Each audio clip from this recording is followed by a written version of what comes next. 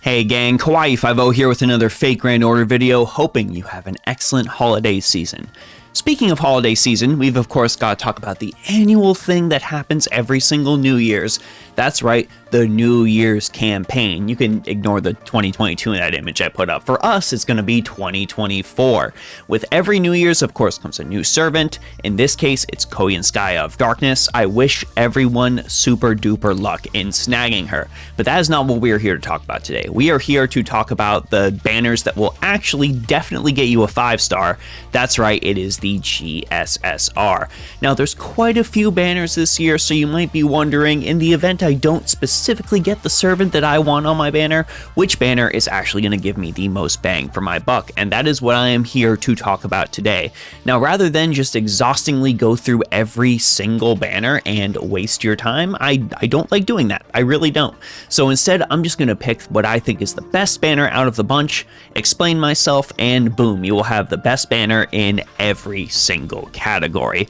Hopefully, this video ends up helping you out and grants you a fantastic servant on your guaranteed summon, maybe even 2 if you're lucky.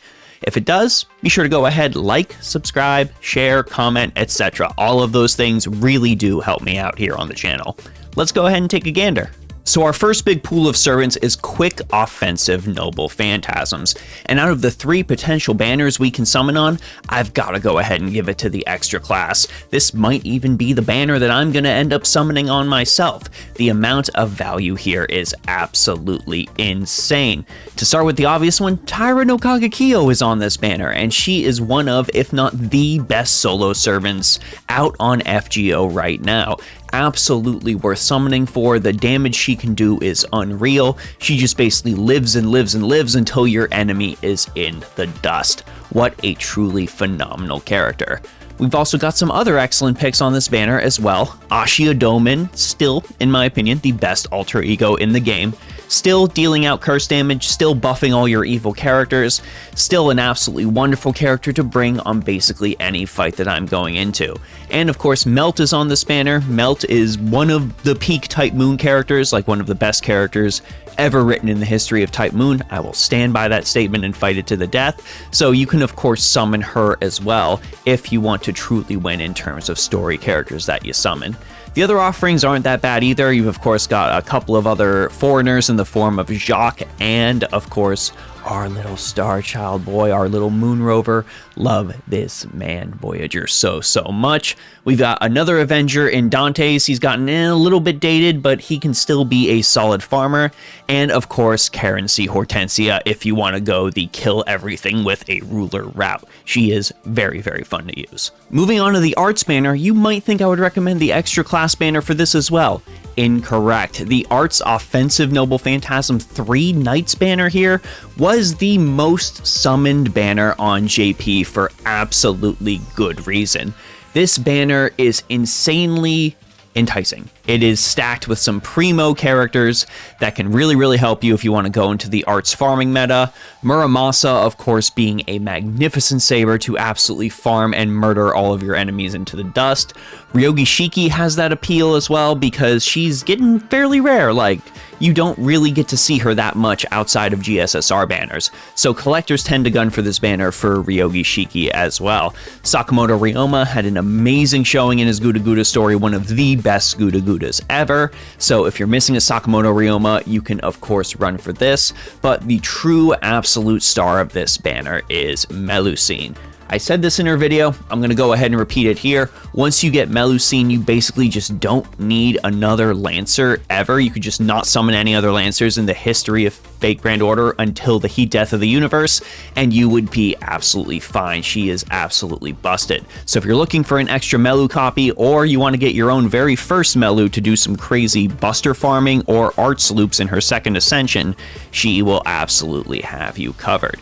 Speaking of art loops, we've also got Summer Artoria on here. I've got an NP2 myself. She really does come in clutch in boss fights, and she has aged surprisingly well despite how old she is. So you might want to go ahead and summon for her as well. Those are the big ones I feel like are worth mentioning here. Now, Buster type is where these banners start to get crazy spread out because there's a whopping 6 separate Buster banners, of course likely to celebrate the release of our Koyanskaya of Light as a supporter, or there's just that many Buster servants. I tend to go with the latter.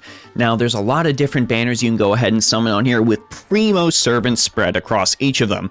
We're talking Oberon's showing up here. We are talking Morgan Le Fay is showing up here. We are talking Avenger Nobunaga and King Protea are showing up here. We are talking Musashi. We are talking Ibuki Doji. A lot of crazy characters spread out across these banners. But if I had to pick one that I feel like would make players the most happy out of potential things for them to summon, that would be the Buster Offensive Noble Phantasm for Cavalries. There is just a lot of really good stuff here in the latter part of this banner. Of course, you can get yourself a Koyanskaya of Light and finally join the true Buster support firing squad that a lot of players have been using for a very long time, and she can even Buster farm herself. Don't forget that.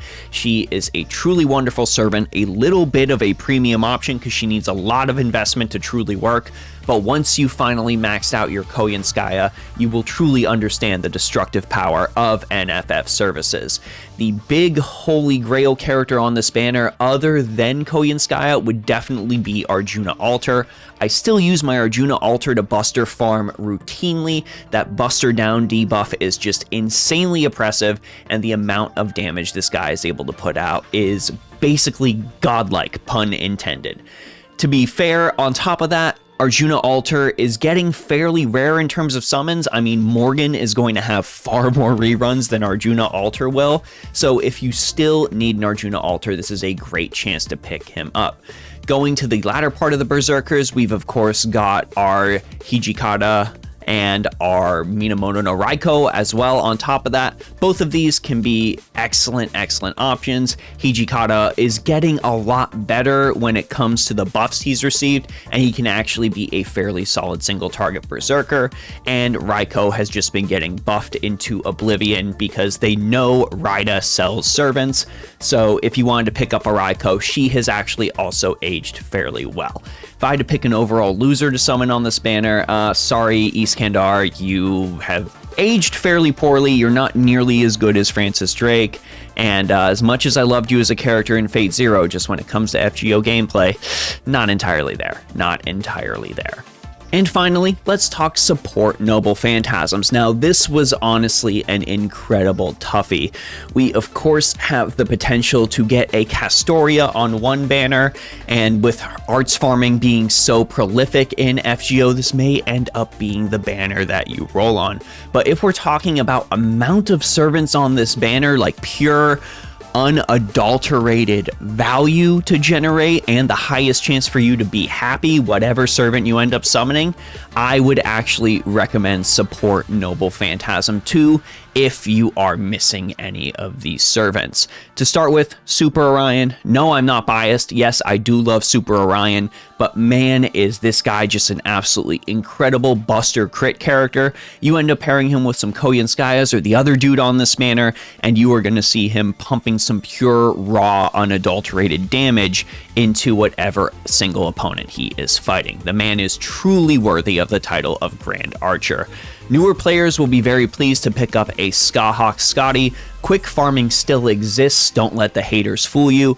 And when it comes to Skahawk Scotty, she is overall going to be the most beginner-friendly support you could summon on this list, in addition to another one on this list, because, well, you end up getting her materials better. So if you've already spent her initial special ascension and you need to actually go in and farm materials, maybe you're lacking pure prisms or something like that, she is one of the servants you are going to be able to farm far sooner than Caster Artoria. The same can also be said of Merlin. I still prefer to bring along Merlins on boss fights compared to Koyanskayas of Light.